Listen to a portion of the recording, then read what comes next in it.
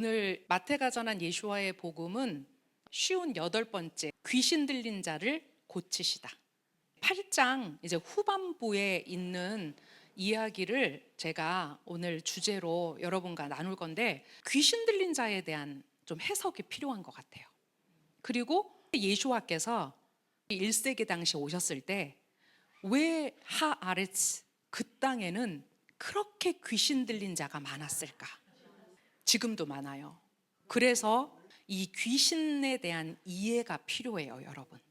오늘 제가 주제가 하나인 이유는 이 귀신 들린이라는 이 표현을 어떻게 우리가 이해할 것인가, 이제 이 문제를 좀 나누기 위해서 제가 한 개의 주제로만 오늘 할 거예요. 마태복음 8장 28절에서 34절까지 오늘의 말씀입니다. 예수와께서 호수 다른 편인 가다라 지역에 도착하셨을 때 악령들에게 지배받는 두 사람이 시체 매장 동굴 밖으로 나왔습니다.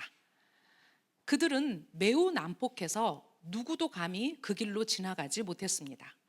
그들이 소리 질렀습니다. 하나님의 아들이여, 우리에게 무엇을 원하십니까? 정해진 때가 되기 전에 우리를 괴롭게 하려고 여기에 오셨습니까? 마침 그들에게서 상당히 떨어진 곳에 큰 돼지떼가 먹이를 먹고 있었습니다. 악령들이 그분께 간청했습니다. 만일 우리를 쫓아내시려거든 저 돼지떼에 들어가게 해주십시오. 그분께서 악령들에게 말씀하셨습니다. 그래, 가라. 그러자 악령들이 나와서 돼지들 속으로 들어갔습니다. 그 때문에 모든 돼지가 산비탈 아래 호수에 들어가서 익사했습니다. 돼지를 치던 자들이 달아나 성읍으로 들어가 악령 들린 남자들에게 일어난 일을 포함하여 모든 이야기를 전했습니다. 이에 온 성읍이 예수와를 만나기 위해 밖으로 나왔습니다. 사람들이 그분을 보고 자기들의 지역을 떠나달라고 간청했습니다. 이 이야기 안에서 우리가 먼저 이해할 것은, 그날은 샤밧이었고, 그리고 샤밧이 끝날 무렵에 예수와를 찾아온 많은 병자들을 고치셨어요. 그런데 예수와께서 제자들에게 뭐라고 말씀하셨냐면, 우리가 호수 건너편으로 가자라고 말씀하셨다라는 거예요. 그렇다면 어떤 저녁이 둘째 저녁으로 되어지는 시점이에요. 에레브가 저녁이 되고 아침이 되니 이 관점이잖아요. 그래서 이제 해가 지는 일몰의 저녁 이후에 둘째 저녁이 있어요. 그래서 늦은 저녁에 그 가다라 지역에 도착했는데, 그때는 밤이었고 이제 그 동굴 무덤에서 귀신 들린 두 사람이 나왔다라고 마태는 기록해요. 근데 병행 본문인 마가복음과 누가복음을 읽어보면 그 무덤에서 나온 사람은 한 사람이었어요. 근데 마태는 두 사람이 나왔다라고 그렇게 얘기를 하고 있어요. 그리고 마가복음과 누가복음에는 이 마태복음을 이해할 수 있는 많은 이야기들이 있어요. 마태복음은요, 마가와 누가복음보다는 굉장히 간략하게 내용을 정리하고 있어요. 그래서 알프레드 에더스하임은 그 부분을 뭐라고 얘기하고 있냐면, 아마도 마태는 그곳에 실제로 있지 않았을 거다. 그런데 또 그것을 우리가 어림잡아 짐작할 수 있는 게, 마태를 예수와께서 부르신 이야기가 9장에 나오고 있어요. 9장에 나오고 있어요. 그런 걸로 봐서 들었던 이야기를 기록했구나, 이렇게 알프레드 에더스하임은 그렇게 썼더라고요.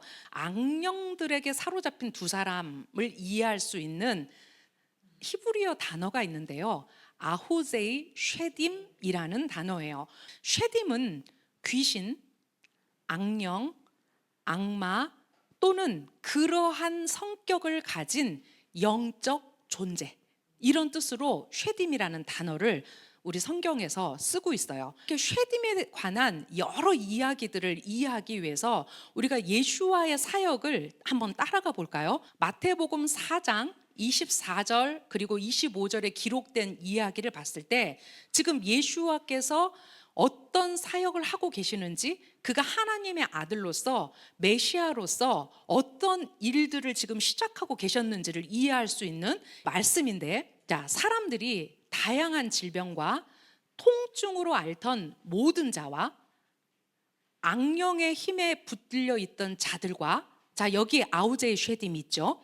악령의 힘에 붙들려 있던 자들, 이 사람들은 귀신 들린 자들이에요. 간질 환자와 중풍병자들을 그분께 데려왔고 예수와께서는 그들을 고쳐주셨습니다 라는 이야기가 마태복음 4장에서 예수와의 사역을 시작하면서 나오고 있어요. 그리고 누가복음 8장 1절에서 3절을 보면 예수와께서 다니실 때 제자들 뿐만 아니라 여인들이 함께 다녔어요. 그분을 따라다닌 사람들로는 12제자, 악한 영들과 질병에서 나온 몇몇 여성, 자, 그 중에 대표적인 사람이 바로 누구냐면 여러분들이 알고 있는 막달라 마리아라고 불리는 바로 그 여인이에요. 이 여인이 7 악령이 들렸었대요. 7이라는 숫자는 완전수예요. 그렇다면 그 미리암, 이 여인을 붙들고 있었던 쉐딤이 어마어마했다라는 거예요. 근데 우리가 또 이 여인을 어디에서 만날 수 있는지 아세요?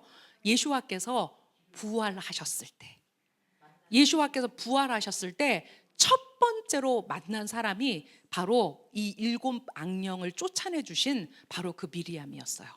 성경에는 많은 미리암들이 있어요. 그래서 이 미리암이 저 미리암인가?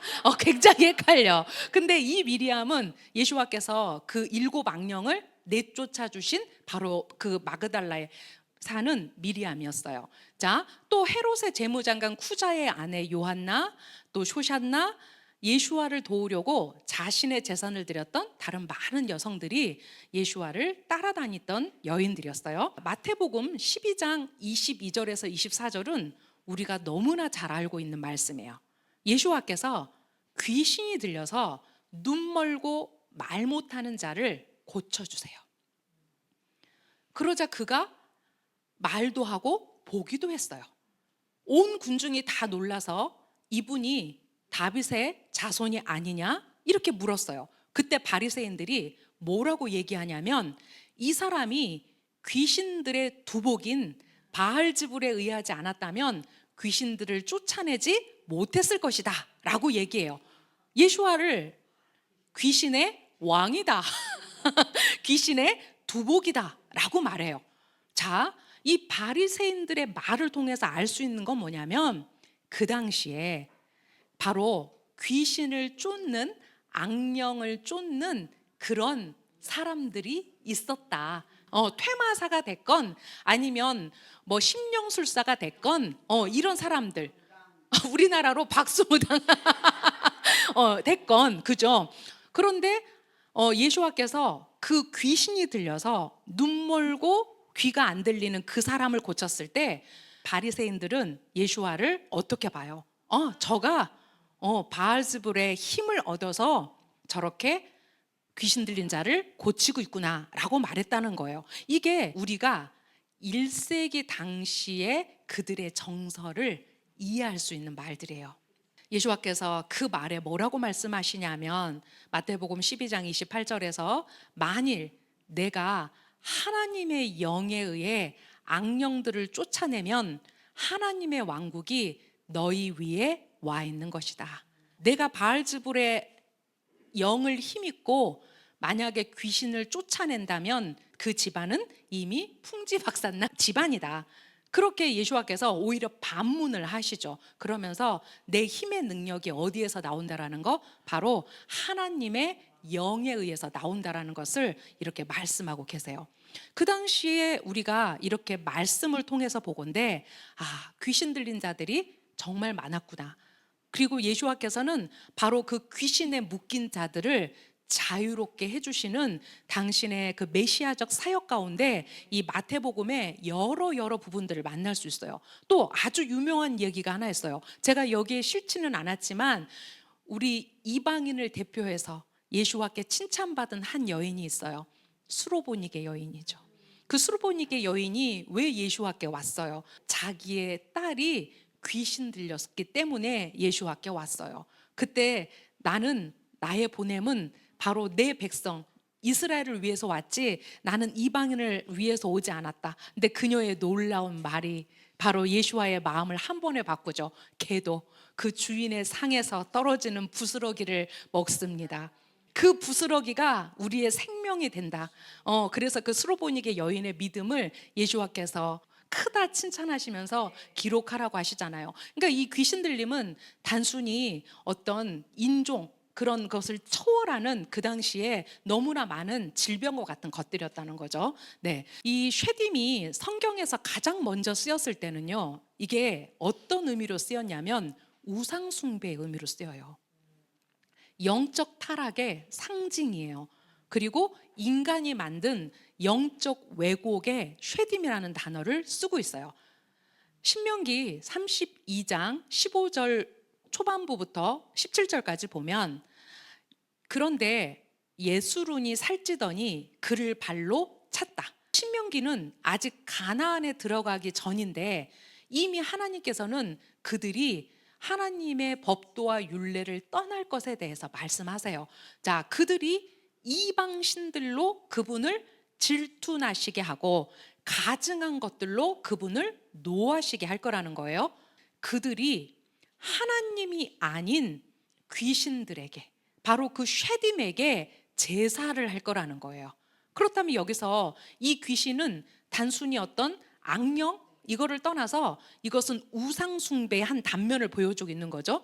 그들이 알지 못하는 신들에게 너희 조상들이 몸서리치지 않고 최근에 들어온 새로운 것들에게 제사했다라고 표현했어요. 즉, 조상들은 그런 귀신들을 만들거나 섬기지 않았는데 이제 너희들이 그 예수린이 살이를 쪘을 때 하나님이 아닌 것을 섬기게 될 거라는 것을 미리 말씀하시면서, 그때 쉐딤이라는 단어가 신명기에서 가장 먼저 성경에서 나온다라는 거예요. 우리가 어떤 단어가 어디에서 가장 먼저 쓰였는지를 알면 이제 그 단어가 어떻게 그 파생의 역할을 하면서 점점 그 의미가 증폭되는지를 알 수 있죠. 자, 시편 106편 36절에서 38절. 그들에게 올무가 된 그들의 우상들을 섬기고 그들의 아들들과 그들의 딸들로 귀신들에게 제사드리며, 즉 귀신들에게 제사를 드렸다라는 것은 그들은 그들의 아들 딸들을 쉐딤에게 제물로 바쳤다라는 거예요. 오늘 우리가 토라 포션을 통해서 하나님께서 가증히 여기시는 것이 뭐냐면 너희의 아들 딸들을 몰렉에게 바치지 말라고 하셨어요. 그런데 유대인들이 그들의 아들과 딸들을 몰렉에게 제사 지냈죠. 바쳤죠. 쉐딤에게 제물로 바쳤다라는 거예요. 자, 이것은 죄 없는 피를 흘렸으니 크나안의 우상들에게 제사한 그들의 아들들과 딸들의 피라. 그 땅이 피들로 더러워졌다. 그래서 결국은 그들은 그 하나님의 율례 안에서 그 땅에서 쫓겨날 수밖에 없는, 그들이 그런 하나님을 대적하는 극단적인 우상 숭배를 했다라는 거예요. 그렇다면 유대 현자들은 이 쉐딤에 관한 내용을 어떻게 보고 있는가, 우리가 그것을 볼 수 있는 게, 제가 지난번에 귀신에 대한 얘기를 할 때 이 부분은 한번 여러분한테 소개했던 거예요. 다른 바라이타에서는 아바 비냐민이 이렇게 말했다고 전해진다. 만약 눈에 볼 수 있는 허락이 주어진다면 어떤 생명체도 살아남을 수 없을 정도로 세상에 쉐딤들이, 귀신들이 넘쳐나며 어디에나 존재한다는 것을 보게 될 것이다. 아바에도 이와 비슷하게 말했다. 그들은 우리보다 수가 더 많고 구덩이를 둘러싼 흙더미처럼 우리 위에 우뚝 서 있다. 라부 후나는 이렇게 말했다. 우리 각자는 왼편에 1000명의 악마, 오른편에 10,000명의 악마를 가지고 있다. 하나님께서는 이 악마들로부터 인간을 보호하신다. 시편 91편 7절에서 1000명이 내 곁에 엎드러지고 10,000명이 내 오른편에 엎드러지나 내게 가까이 오지 못하리라 라고 말씀하셨듯이 말이다. 아까 우리 티크버 목사님이 그랬어요. 지금은 더 많다고. 네, 그것을 이미 성경은 예언했고 실제로 우리가 어쩌면 이제 메시아의 오심을 앞두고 그 시대 가운데 우리가 살고 있는 것을 알 수 있어요. 자, 마지막 때에 그런 일이 일어날 거라는 것을 이미 얘기했다라는 거죠. 디모데전서 4장 1절에서 2절에 이렇게 말하고 있어요. 성령께서는 어떤 사람들이 마지막 때, 우리가 마지막 때를 아하리트 하야밈이라고 하죠. 아하리트 하야밈에 속이는 영과 악령들의 가르침에 주목하면서 믿음에서 떠나 배교할 것이라고 분명하게 말씀하십니다. 자, 이 말씀을 통해서 우리가 볼 수 있는 것은 이제 마지막 때라고 우리가 말하는 이 시기에 왜 많은 사람들이 배교하는가? 여러분이 인생에서 만난 하나님이 누구십니까? 여러분이 그 하나님이 누구신지에 대한 정확한 하나님과의 만남, 하나님의 계시, 그리고 하나님의 살아계심에 대한 어떤 나에게 확증, 이런 것들이 왜 우리 이 시대 가운데 필요한가? 바로 이 시대가 배교의 시대이기 때문에 그래요. 모든 종교의 구원이 있다. 들어보셨죠? 통합. 네, 좋은 게 좋은 거다. 그래서 그 안에는 불교도 있고 캐톨릭도 있고 뭐 천도교도 있고 원불교도 있고 당연히 거기에 교회도 있어요. 네, 이렇게 교파를 초월한 그들의 이론 안에는 정말 좋은 것이 좋은 것이다. 그래서 교회 차원에서 이것을 우리가 받아들일 것인가 받아들이지 말 것인가에 대한 아주 우리나라에 굉장히 그 큰 어떤 싸움이 있었어요. 근데 지금은 그냥 그것 또한 우리 교회가, 우리 목사님이 그 방향을 따르면 성도들은 같이 가는 거예요. 만약에 우리의 하나님이 내 감정으로 해석되는 하나님이시라면 우리는 그 배교 앞에 자유로울 수 없어요. 하지만 그 하나님은 이스라엘의 하나님이시고 그 이스라엘의 하나님으로서 그 땅 가운데 그분의 살아계심을 적어놓은 게 성경이잖아요. 그것이 우리 마음판에 새겨지지 않는다면 이 배도의 시대에 우리도 아마 휩쓸려 갈 수 있다는 거예요. 근데 이것이 마지막 때에 우리를 속이는 악령들의 가르침이라고 했어요. 이 악령들이라는 말이 바로 뭐냐면 쉐딤이에요. 그 신명기에서 사용했던 이 쉐딤이라는 단어가 이제 우상 숭배에서 시작된 단어라면 이제 이것이 마지막 때 결국 하나님이 아닌 것을 하나님인 것처럼 속여서 그것에게 절하게 하는 그 일들이 무수한 거짓 선지자들 통해서 있을 거라는 것을 이미 바울은 디모데에게 말하고 있다는 거예요.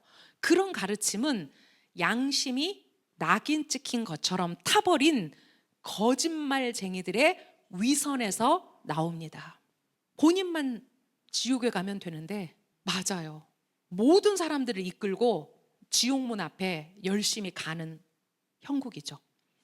마지막 때 사람들이 하나님의 진리에서 떠나 사탄적 또는 악령적 근원을 가진 잘못된 교리, 이것이 어떤 교리냐면 바로 귀신들의 가르침들, 쉐딤의 가르침들이라는 거예요. 자, 잘못된 교리를 따르게 될 거라는 경고예요. 따라서 이 구절은 단순한 비유가 아니라 영적으로 유해하고 거짓된 교리를 진리인 것처럼 받아들이는 위험을 지적하는 매우 강한 표현이라는 거예요.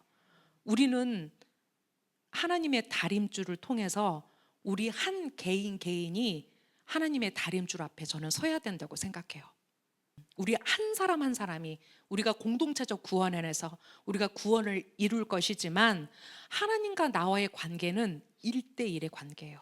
그 안에서 내가 내 모든 전 인격적 고백 앞에 하나님만이 왕이십니다.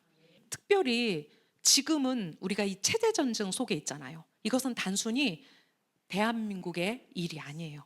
이건 이제 앞으로 전 세계적으로 일어날 양과 염소의 그 가름 앞에서 하나님께서 모두에게 누가 왕이냐를 묻게 되는 그 전쟁에 우리는 이미 돌입했어요. 사단은 포기하지 않아요. 그렇다고 사단이 하나님을 이길 수 있냐? 아니요. 왜 사단에게 그 역할을 하나님이 하게 하실까요? 맞아요. 우리 한 사람 한 사람의 믿음과 우리 한 사람 한 사람의 그 하나님에 대한 충성도를 바로 하나님의 졸개인 사단을 통해서 때로는 우리를 테스트하신다라는 거예요. 이것을 좀 더 리얼한 번역으로 이렇게 번역할 수 있다는 거예요. 성령께서 분명히 말씀하시기를 말세의 사람들이 믿음에서 떠나 속이는 영들과 악령의 교훈을 따르게 될 것이라. 이는 위선적으로 경건한 척하는 거짓 교사들 때문인데 그들의 양심은 뜨거운 쇠로 지져진 듯 무감각해져 있다. 우리가 이 시대를 정말 하나님의 토라의 울타리 안에서 내가 지켜지지 않으면 우리도 얼마든지 이 악령들의 가르침에 우리가 속을 수 있다라는 거예요. 여러분, 이 마지막 세대에 우리의 다림줄이 무엇인가? 우리가 하나님 편에 서는 거예요. 우리에게 하나님 편에 선다는 것을 보여주는 가장 큰 다림줄은 바로 우리가 이스라엘과 함께 서는 거예요. 우리가 하나님 편에 선다라는 것은 이스라엘 편에 선다라는 거예요. 제가 이번 주에 여러분들한테 숙제 내드렸잖아요. 그러니까 이스라엘과 교회를 따로 보는 것은 이것은 거짓 교리예요. 이것은 자칫 하나님도 두 분이고 구원도 두 개고 킹덤도 두 개고 우리의 구원자이신 예수와도 두 분일 수 있다라는 이중 언약의 오류에 빠지는 거예요. 여러분, 우리 모두에게 그 답이 있어야 돼요. 이스라엘과 함께 선다는 것은 결국 우리가 킹덤에 함께 선다라는 거예요. 이것이 저에게 주신 하나님께서 주신 킹덤의 이해예요. 이것이 바로 쉐마 이스라엘을 우리가 말하는 첫 번째 이유예요. 이스라엘의 하나님, 그분은 한 분이시고 그분의 킹덤의 왕이신 예수와 하마시아께서 이제 장차 왕으로 오실 때 그분 안에서는 유대인이나 이방인이나 그 예수와를 머리로 한 한 몸 only, 한 몸밖에 없다라는 거예요. 교회를 따로 이해하고 이스라엘을 따로 이해한다면 그것은 아직 부족한 복음에 있기 때문이에요. 우리가 그것을 궁금해하는 사람들에게 그것을 잘 정리해서 이렇게 알려줬으면 좋겠어요. 악령들의 잘못된 교리, 악령들의 가르침, 사탕처럼 달아요. 그것이 진짜 단맛인지 우리를 현혹하는 단맛인지 우리가 구별하려면 우리가 토라 안에 있어야 돼요. 우리가 깨어 있어야 돼요. 안 그러면 순식간에 사단이 우리의 영혼을 채가요. 계시록 16장 12절에서 16절 이 마지막 때 얘기를 하고 있어요. 자, 6대 천사가 동쪽에서 오는 왕들의 길을 예비하려고 유프라테스 강에 그 대접을 쏘더니 물이 말라버렸습니다. 그리고 나는 개구리들처럼 생긴 더러운 새 영을 보았습니다. 그들은 용의 입과 짐승의 입과 거짓 예언자의 입에서 나왔습니다. 용의 입은 결국 대적자, 사단의 입이겠죠. 자, 짐승의 입은 누구의 입일까요? 우리에게 짐승의 표를 요구하는 그 짐승이 있다는 걸 우리는 알고 있어요. 또 이들과 결탁해서 누가 함께 한다라는 거예요?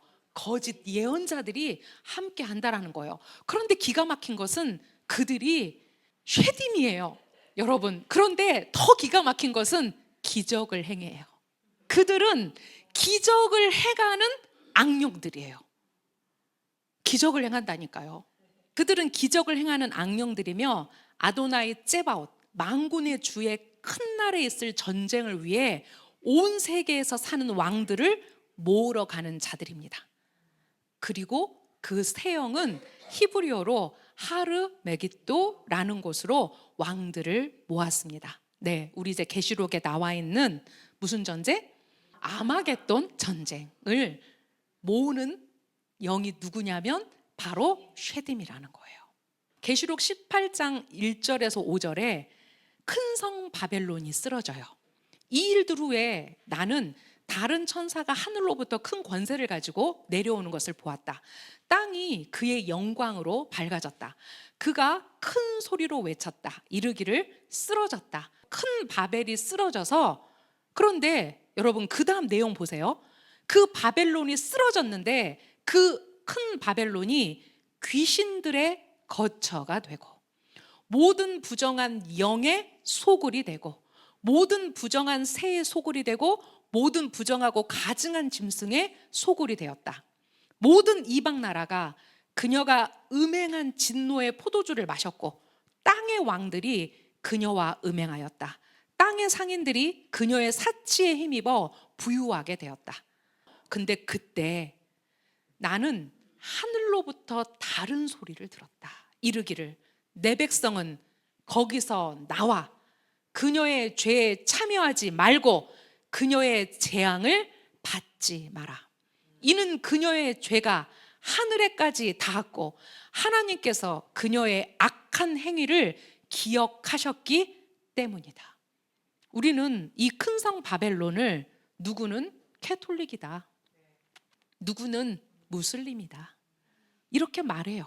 하지만 그것이 캐톨릭이건 무슬림이건 하나님을 대적했던 그 큰 성 바벨론은 결국 귀신의 처소였다. 결국 악령들의 소굴이었다. 이제 우리에게 하나님께서 요구하시는 건 뭐냐면, 거기에서 나와라. 그 악한 행위를 하나님께서 기억하셨다라는 것은 그 질투의 하나님이신 그분이 어떻게 장차하실 거라는 것을 이미 계시록을 통해서 우리에게 보여주고 있다라는 거예요. 여러분, 마지막 때 이야기예요. 이 하나님의 킹덤의 영광의 무게가 더 이 땅으로 내려오고 있는 이때에 우리는 어떻게 그 대적자들이 서로 결탁해서 힘을 모아 그것을 버티기 위해서 더 온몸에 힘을 줄지를 우리는 예상할 수 있어요. 모든 것은 더 보암직도 하고 먹음직도 하고 우리의 눈을 속일 것이고 우리의 귀를 속일 것이고 우리의 마음을 혼란스럽게 할 거예요. 아무리 그가 뛰어난 기적을 행하고 그가 죽은 자를 살린다 해도 그가 만난 하나님이 이스라엘의 하나님이 아니라면 그에게 힘을 주고 기적을 행하게 하는 그 원천은 쉐딤이다. 악령의 힘이라는 거예요. 네, 우리가 더욱더 토라 안에서, 이 토라의 여정 안에서 우리를 먼저 보호해 줄 것을 하나님께 요청해야 되고, 그 토라의 울타리를 우리 스스로 벗어나지 말아야 돼요. 우리가 그 안에서 힘을, 우리의 손에 손을 잡고 우리가 그렇게 할 수 있도록 서로를 지켜주는 버팀목이 돼야 돼요. 우리 그렇게 해야 돼요. 이미 말씀이 이렇게 우리에게 마지막 때를 예언하고 있기 때문이에요. 이제 메시아의 시대가 장차 오면, 이미 예수 하마시아께서 오셨을 때, 그 하나님의 영으로 그 귀신 들린 자들을 고치셨을 때 그 메시아 왕국의 그림자를 보여주신 거예요. 자, 에스겔 37장 23절에서 24절을 보면 장차 어떤 일들이 있을 거라고 말씀하시냐면, 그들이 더 이상 그들의 우상들과 혐오스러운 것과 모든 범죄로 자신을 부정하게 하지 않을 것이다. 자, 쉐딤이 어디에서 시작했다고요? 하나님이 아닌 것을 숭배하는 우상 숭배에서 히브리어 쉐딤이라는 단어가 시작됐다라는 거예요. 우리가 그 어떤 원천에서, 근원에서 보면 이제 더 이상 우상들과 혐오스러운 것과 모든 범죄로 자신을 부정하게 하지 않을 이제 메시아의 시대를 이렇게 예언하고 있다라는 거예요. 그들이 죄짓고 사는 모든 곳에서 내가 그들을 구원하고 정결하게 하여 그들은 내 백성이 되고 나는 그들의 하나님이 될 것이다. 내 종 다윗이 그들 위에 왕이 되어 그들 모두를 위한 목자가 되리니 그들이 내 법규들대로 걸어가고 내 규례들을 지키며 그것들을 행할 것이다. 스가랴 13장 1절에서 2절 말씀이에요. 그날에 셈의 근원이 다윗 집과 예루살렘 주민들에게 그들의 죄와 더러움을 위해 열릴 것이다. 그날에 만군의 아도나의 말씀, 내가 이 땅에서 우상들의 이름들을 끊어서 다시는 그 이름들이 기억되지 않을 것이며 거짓 예언자들과 부정한 영도 이 땅에서 떠나게 할 것이다. 네, 마태복음 12장 28절 말씀을 다시 한번 우리가 읽어보면 좋을 것 같아요. 만일 내가 하나님의 영에 의해 악령들을 쫓아내면 하나님의 왕국이 너희 위에 와 있는 것이다. 네, 메시아는 킹덤에 이제 장차 그 이루어질 메시아 왕국에 이루어질 일들을 그 땅에 서셔서 그 귀신들에게 엄히 꾸짖으면서 그 말씀으로 그들을 내쫓으실 때 이미 하나님의 왕국을 보여주신 거예요. 그분을 통해서 하나님의 왕국이 온 거예요. 그걸 보여주셨다라는 거예요. 여러분, 이 마태복음은 유대인 마태가 유대인들에게 쓴 복음서라고 그랬어요. 이 복음서 안에서 우리가 무엇을 이해해야 할 것인가? 이제 우리가 이것을 우리가 읽었을 때 읽는 이 감동과 그 메시아를 갈망하는, 그 메시아를 대망하는 그들이 읽었을 때 감동은 저는 사뭇 다를 것 같아요. 이제 그들이 그 예수와를 하마시아로 알고 이제 그분이 어떻게 하나님의 왕국을 그 땅 가운데 실현했는지를 이제 그들의 눈을 열어서 볼 수 있다면 아마 그들은 한날 한시에 그 예수와가 그들의 메시아인 것을 알아볼 그날이 있을 거예요. 그분은 그 땅을 거니시는 왕으로서 그 당신의 장차 이룰 사역을 그 땅에서 예표로 보여주신 거죠. 네, 무덤 사이에서 나온 귀신 들린 자. 이제 본문으로 돌아가서 한번 볼게요. 자, 마태복음 8장 28절은 지금 우리가 앞에서 읽었을 때처럼 예수와께서 호수 다른 편인 가다라 지역에 도착했어요. 그때는 밤이었고요. 그리고 꼭 그 악령에 사로잡힌 자들은 낮에는 활동하지 않아요. 주로 그들의 영이 밤에 활동해요. 예수와께서 도착하자마자 악령들에게 지배받는 두 사람이 시체 매장 동굴 밖으로 나왔다라는 거예요.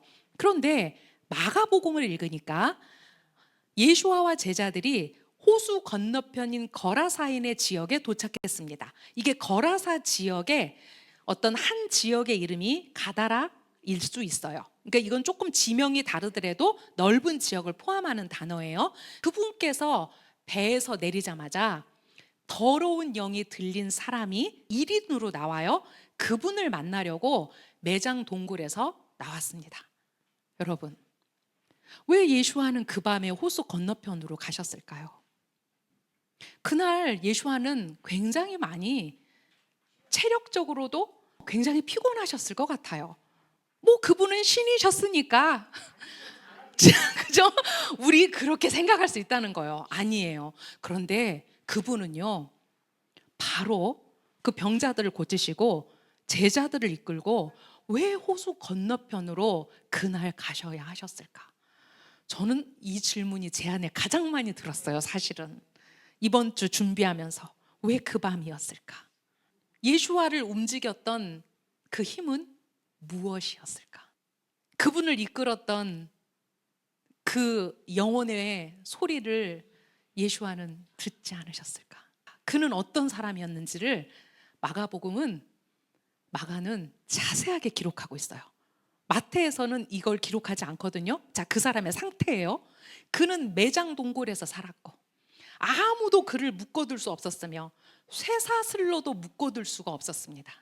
그는 자주 손발이 묶였으나 사슬을 끊고 발에 채워진 쇠고랑도 부쉈으며 아무리 힘이 센 사람도 그를 제어하지 못했습니다. 그는 밤낮 무덤 사이로 다니면서 언덕들을 배회했고 울부짖으며 돌로 자기 몸에 상처를 냈습니다. 이게 귀신 들린 자예요. 제대로 들렸어요. 그죠? 근데 이 시대 가운데는요 멀쩡한데 귀신 들린 사람이 더 많다는 거예요. 예전에는 귀신 들리면 표라도 났죠. 네, 맞아요. 표도 안 나요.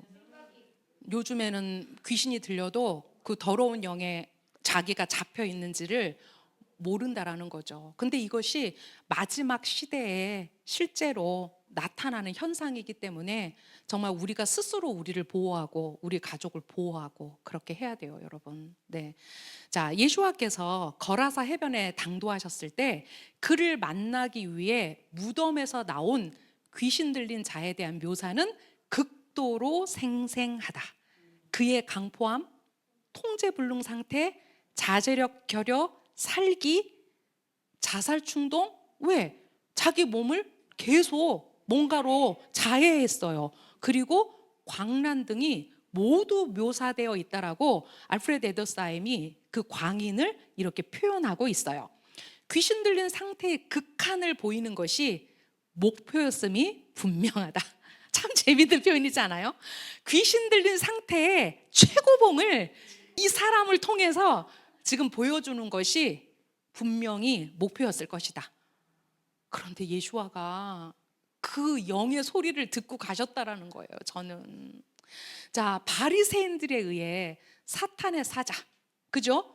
바알즈불 사자 내지는 화신이라는 비난을 받았던 예수아께서 여기서 귀신의 능력 및 그 영향력과 정면으로 맞서고 있다. 대적들에 의해 제기된 의문이 실제로 검증받을 상황에 이르렀다.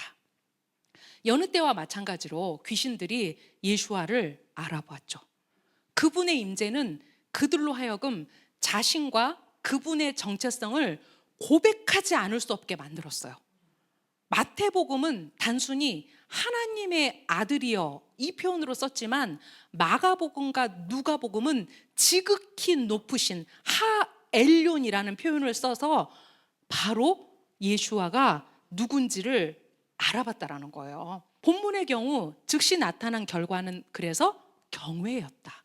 여기서 우리가 기억해야 할 사항은 경외 혹은 경배의 행동이나 말이 귀신 들린 자에 의해서만 혹은 귀신에 의해서만 나온 것이 아니라 양자 모두가 결부된 반응으로 나타났다는 것이다.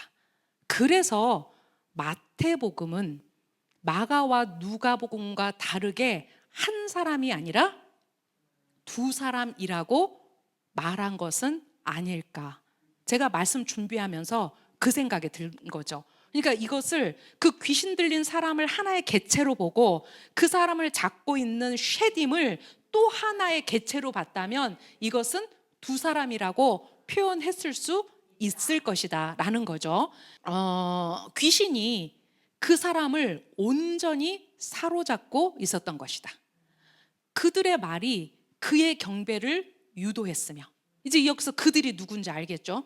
그 귀신 들린 자와 쉐드예요. 자, 그들의 말이 그의 경배를 유도했으며 그들의 감정과 두려움이 그의 말로 나타난 거죠. 그들이 뭐라고 얘기해요? 하나님의 아들이여 우리에게 무엇을 원하십니까? 이런 질문을 하게 한다는 거예요. 마태복음 8장 29절 그들이 소리 질렀습니다. 하나님의 아들이여 우리에게 무엇을 원하십니까? 정해진 때가 되기 전에 우리를 괴롭게 하려고 여기에 오셨습니까? 마가복음은 조금 더 우리가 이해할 수 있는 내용을 첨부했어요. 그가 멀리서 예수아를 보고 달려와 그분 앞에 무릎 꿇고 목청껏 소리를 질렀습니다. 좀 더 상황이 구체적이죠? 하엘륜, 가장 높으신 하나님의 아들 예수아여 내게 원하는 것이 무엇입니까?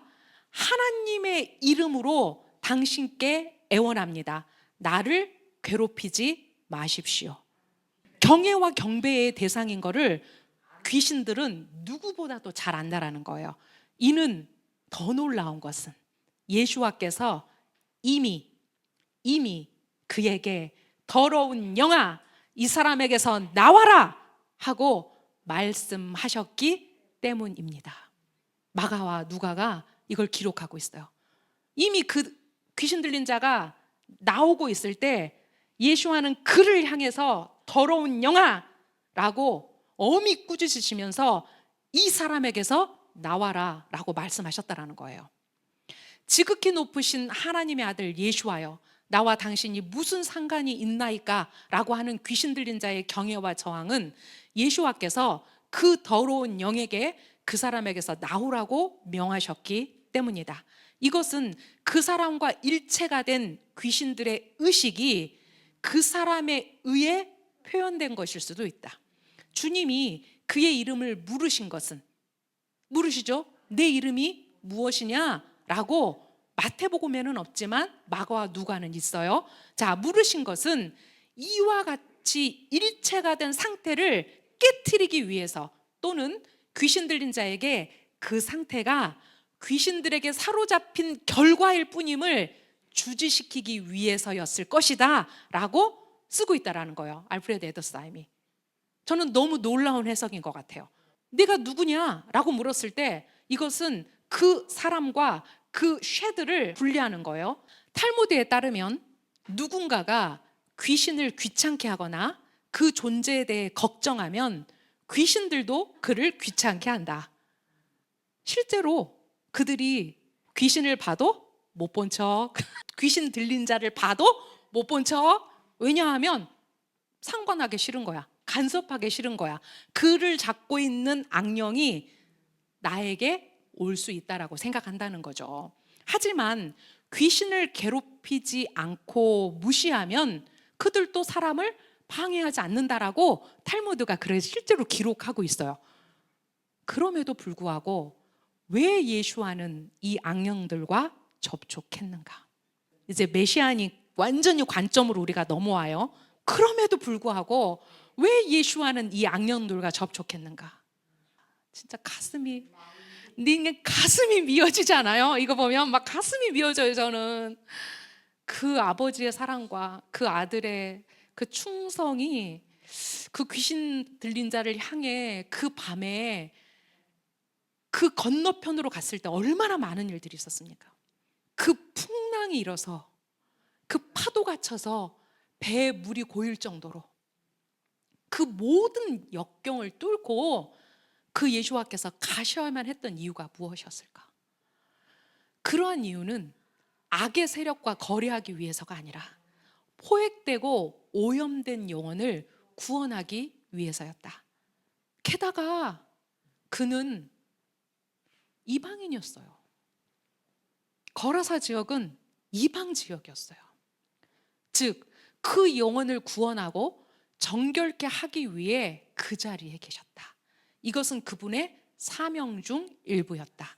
하나님의 아들의 사명은 영혼의 가장 어두운 구석까지 빛을 가져다 주는 것이다.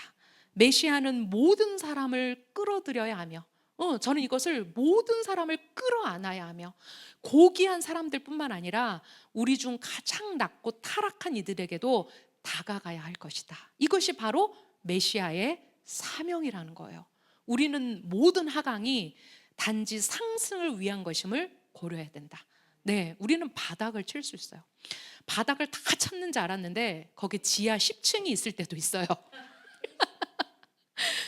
더 내려가는 20층, 지하 20층일 수도 있어요. 하지만 우리가 그 하나님이 우리의 하나님이고 그 하나님이 내 인생의 하나님이시라면 그 하강은, 그 끝도 없는 하강은 우리의 상승을 위한 것임을 우리가 알아야 된다는 거예요. 정해진 때가 되기 전에 우리를 괴롭게 하려고 여기에 오셨습니까? 즉, 그들이 말하는 건 뭐예요? 지금은 아직 우리를 괴롭게 할 때가 아닙니다. 앞에서 하스라트 아흐라, 호수 건너편으로 가자라고 말했을 때 이 건너편이 어느 방향이라고 했어요? 북쪽이라고 했어요. 그죠? 다른 쪽이라고 했어요. 근데 이 하스라트 아흐라에는 어떤 의미가 들어있냐면 악령적인 것, 사탄, 또 우리를 싸고 있는 단단한 껍질, 클리파, 그리고 영적 속임수와 혼란, 이런 것들이 바로 그 다른 쪽의 권세라는 거예요. 근데 이제 예수와께서 호수 건너편으로 가자라고 선포하셨을 때 그 귀신 들린 자의 모든 것들을 멸하실 계획을 세우셨다는 얘기예요. 예수와께서 제자들에게 호수 건너편으로 가라고 명하셨다. 바다의 반대편은 유대 전통에서 영적으로 경계를 넘는 행위나 어둠의 영역으로 들어가는 것을 의미한다. 이미 해는 졌고 둘째 저녁에 시작하는 그 시간에 호수 건너편으로 가려는 그것을 얼마나 방해했는가. 거기다 예수와의 마음을 몰랐던 그 예수와의 제자들의 반응은 또 어땠는가. 예수와께서 주무시는 이 상황이 제자들 안에 있는 메시아 의식에 대한 질문이었거든. 어느 누구 하나도 선생님 왜 우리가 호수 건너편에 지금 가야 되나요? 아무도 묻지 않았어. 그리고 풍랑은 치고 파도는 치고 그럼에도 불구하고 이제 그들을 깨워 그 반대편으로 가자마자 귀신 들린 자의 총체를 가진 그가 예수와 앞에 나왔다라는 거예요. 예수와의 말씀은 단순한 물리적 이동 이상의 영적 상징을 내포해요. 호수 건너편, 즉 다른 쪽 하시트라 아흐라는 지난번에 제가 한번 여러분에게 소개했던 내용이에요. 빛이 어둠을 정복하기 위해 어둠의 영역에 들어가시는 것을 나타낸다. 맞아요. 우리의 구원자이신, 우리의 고월이신 예수와께서 바로 그 흑암의 권세 가운데 그 땅에 하나님의 아들로 오셔서 우리가 오늘 히브리서 말씀에서 읽은 것처럼 그 한 번의 제사로 우리를 구원해 주신 그 놀라운 역사가 바로 이 하시트라 아흐라를 향해서 이제 가라라고 명령하시는 그분의 권위와 함께 있다라는 거예요. 자, 민수기 24장 17절에서 19절에 보면 이제 메시아 시대 가운데 메시아께서 오셔서 어떤 일을 하실 것인지에 대한 얘기가 있어요.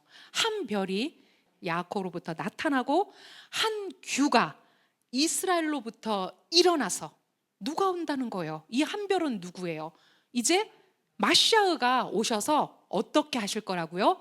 모압의 머리들을 쳐부술 것이고 셋의 모든 자손의 정수리를 쳐부술 것이다. 에돔이 그의 소유가 될 것이며 그의 원수들인 세이르가 그의 소유가 될 것이다. 그래서 이스라엘이 힘을 떨칠 것이다. 야곱에게서 다스리는 자가 나와서 성으로부터 살아남은 자를 멸할 것이다. 그들은 나와서 돼지 속으로 들어갔다. 마태복음 8장 30절에서 32절 내용이 이제 그들이 악령들이 그분께 간청했어요. 만일 우리를 쫓아내시려거든 저 돼지떼에 들어가게 해주십시오. 그랬을 때 긴 말 안 하셨어요. 그래, 가라. 명령한 것이 아니라 허락했어요. 그랬을 때 이제 그들이 물에 빠져서 익사했다는 얘기를 마가복음에서는 이렇게 하고 있어요. 마가복음 5장 9절에서 10절, 예수와께서 그에게 물으셨습니다. 내 이름이 무엇이냐? 그가 대답했습니다. 내 이름은 레기온 군대입니다. 그 당시 로마 군대에 몇 명 이상의 부대를 가리키는 말이었다라고 해요. 우리는 아주 많습니다. 그는 계속해서 예수와께 그 지역에서 자기들을 내보내지 말아달라고 간청했습니다. 마침 근처 언덕에서 큰 돼지떼가 먹이를 먹고 있었고 더러운 영들이 그분께 간청했습니다. 돼지들에게 들어갈 수 있도록 우리를 보내주십시오. 예수와께서 허락하셨습니다. 몇 마리가 있었다고요? 2,000마리가 있었다고요. 자, 2,000마리 정도의 돼지들이 산비탈을 달려 호수로 들어가 익사했습니다. 귀신 들린 자가 나타날 수 있는, 가질 수 있는 모든 것을 그 한 사람이 다 가지고 있었다라고 그랬어요. 그에게서 나온 이 쉐딤의 영향력이 2,000마리의 돼지떼에게 들어갈 만큼의 엄청난 영이었다라는 거죠. 자, 우리는 앞서 두 가지 중요한 사실을 언급한 바 있다. 첫째, 이 가다라 지역이, 제가 여러분에게 가다라 지역을 이미 한번 설명했어요. 이 가다라 지역이 어디의 지배 지역이었다? 로마의 절대적인 지배 아래 있었고 그 데가볼리 10성읍 중에서도 가장 헬라 문화가 왕성하게 발달한 곳이었다라고 그랬어요. 아주 극한대의 헬레니즘에 빠져있는 도시였다라고 그랬어요. 로마의 절대적인 지배 아래 있었다라는 거, 이제 우리가 그 가다라 지역을 이해했어요. 둘째는 메시아의 영에 의한 부정한 세력의 파멸은 성경에서 우리 금방 민수기 읽었죠. 이제 그 한 별이 와서 죄악된 에돔과 세일 땅을 멸망시킬 것에 대한 비유를 읽었어요. 자, 그런데 1세기 유대교에서 에돔은 로마를 상징합니다. 로마를 상징하고 곧 로마는 돼지로 표현됩니다. 왜냐하면 멧돼지들이 그 땅을 땅을 해치는 것에 대해서 기록하면서 그 땅을 지배했던 많은 제국들이 실제로 그 땅을 황폐하게 할 것에 대한 시편의 예언이 있거든요. 그래서 그러면 1세기의 멧돼지는 누구냐? 로마라는 거죠. 1세기 유대교에서 에돔은 로마를 상징하며 로마는 곧 돼지로 표현되었다. 왜 로마가 돼지에 비유되는가? 질문할 수 있죠. 자, 베르시트 라바 5장 1절에서 이렇게 설명한다. 돼지는 엎드려 누울 때 자기 발굽을 드러내며 나는 정결하다고 주장하지만 실제로는 부정하다. 로마도 이와 같다. 우리가 이제 카슈루트에서 두 발굽이 갈라져 있는 동물, 근데 그걸로 다 되는 게 아니라 반드시 되새김질을 해야 돼. 근데 돼지는 두 발굽은 갈라져 있으나 되새김질을 하지 않기 때문에 정결하지 않다라고 성경이 기록하고 있어요. 자, 이제 그 차원에서 이해하는 거예요. 자, 돼지는 발굽이 갈라져 있어 겉보기에는 정결한 동물처럼 발만 보면 그죠? 정결한 동물처럼 보이지만 되새김질을 하지 않기 때문에 율법상 부정한 동물이다. 이는 겉으로는 질서를 가장하지만 내면은 폭력적이고 불의한 로마 제국을 상징한다. 이해되시죠? 왜 그 로마가 돼지에 비유되는가? 귀신들이 스스로를 레기온이라고 소개한다.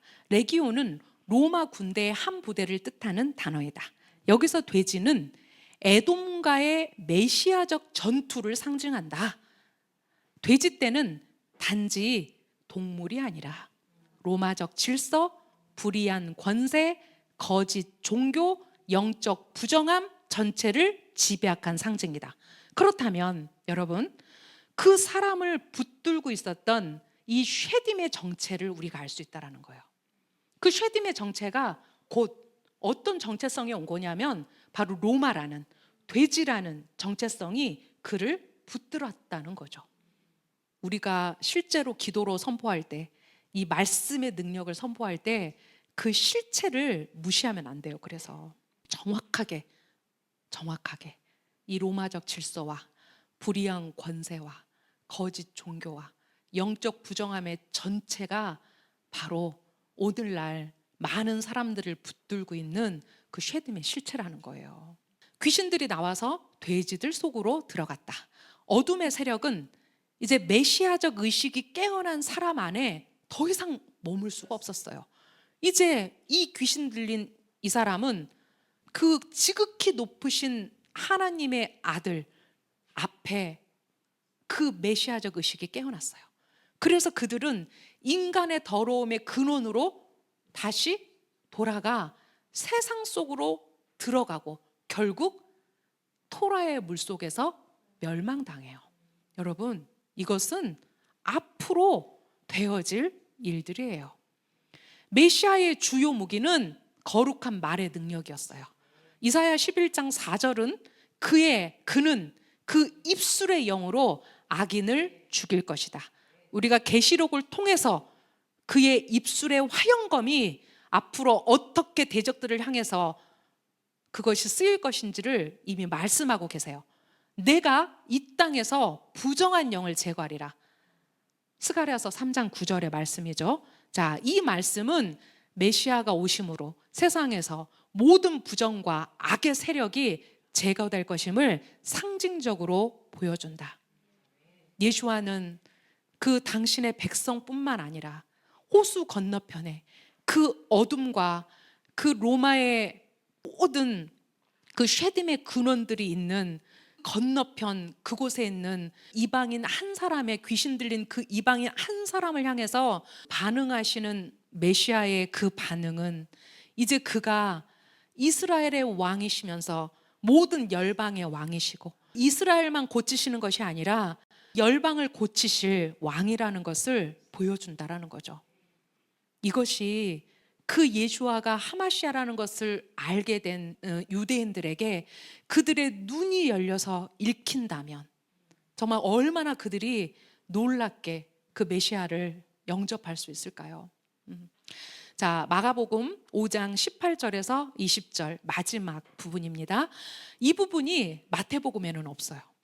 마태복음은 이제 딱 나가 주십시오라고 거기에서 9장으로 넘어가요. 근데 이제 그 이후에 어떤 일이 있었는지를 마가복음은 이렇게 기록했어요. 그분께서 배에 타실 때 악령 들렸던 사람이 자기도 함께 가게 해달라고 간청했습니다. 나 같아도 그럴 것 같아. 그죠?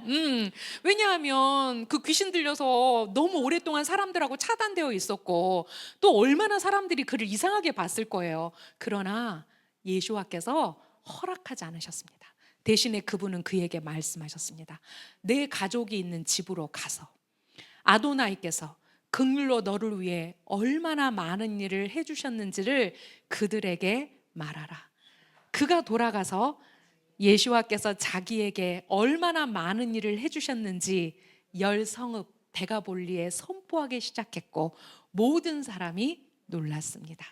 그래서 예수와는 이제 시돈과 두로와 이 데가볼리 지역을 다니시면서 당신의 킹덤의 복음을 전하실 때 이 데가볼리에 있는 많은 병자들과 귀신 들린 자들이 이제 예수와께 고침받고 예수와를 환영하는, 이미 예수와는 그분께서 그 만왕의 왕이심을, 그 이방의 그 왕이심을 귀신 들린 자를 고침으로써 이제 그가 그 메시아의 살아계심을 전파하는 그런 증인이 되도록 하셨다라는 거예요. 네. 그토록 오랫동안 동료 주민들로부터 추방당했던 사람이 주님을 따라가지 못하고 또다시 홀로 남겨져야만 했던 이유는 무엇일까? 우리를 연단하시고 사역을 맡기시는 주님의 계획이 무엇이었는지 유의하라. 치유받은 자는 이제 돌아가서 나아가 열 성읍이 동맹을 맺은 지역인 데가볼리로 가서 예수와께서 그를 위해 얼마나 위대한 일을 행하셨는지를 증거해야 했다. 그 일은 그 사람에게 맡겨진 필생의 사명이었다. 그리고 마가복음 그 내용에서 이렇게 마무리를 해요. 모든 사람이 놀랍게 여기더라. 네. 항상 알프레드 에더사임의 이야기는 참 마음을 따뜻하게 해요. 마태복음을 제가 쭉 여러분들께 강의하고 있는데 정말 그 자간자간 안에서 우리가 킹덤을 보았으면 좋겠어요. 이 자간자간 안에서 우리 킹덤의 왕이신 예수와 하마시아가 우리에게 성큼성큼 다가왔으면 좋겠어요. 이제 그분이 그 땅을 거니시면서 그 두로와 시돈과 데가볼리를 거니시면서 그분의 그 킹덤을 알리시는 그 일을, 그 요한이 잡혀서 제자들을 보냈잖아요. 진정 당신이 메시아이시냐고. 그때 예수와께서 긴 말하지 않으셨어요. 내가 하는 일을 보라. 내가 하는 일을 보면 내가 누군지 알 것이다 라고 하셨어요. 네, 그분은 그렇게 하나님의 나라에 충성되게 그 십자가에 달리시기까지 충성하셨고 이제 다시 오실 때 유다의 사자로, 포효하는 사자로 오실 우리가 그분을 곧 저는 뵐 거라고 생각해요. 네, 우리에게 이렇게 하나님의 킹덤을 열어주시는 이스라엘 하나님을 찬양합니다. 네, 기도하고 마치겠습니다. 이스라엘 하나님 감사합니다. 하나님 우리를 구원해 주셔서 감사합니다. 우리를 하나님의 킹덤의 정렬에서 그 하나님의 킹덤의 질서대로 살아가게 해주셔서 감사합니다. 이 마지막 시대에 이 쉐딤의 악령들이 기승을 부려 그 사람들을 우는 사자와 같이 찾아다니는 이 시대 가운데 하나님 우리가 이 복음을 널리 전해서 정말 이 복음 안에서 그들이 빛을 발견할 수 있도록 메시아의 빛을 발견할 수 있도록 주님 우리 이스라엘 아카데미를 사용하여 주시옵소서. 네, 우리의 입술에 하나님의 복음을 담아 주시옵소서. 그렇게 하실 이스라엘 하나님을 찬양합니다. 베셴 예슈아 하마시아 아멘.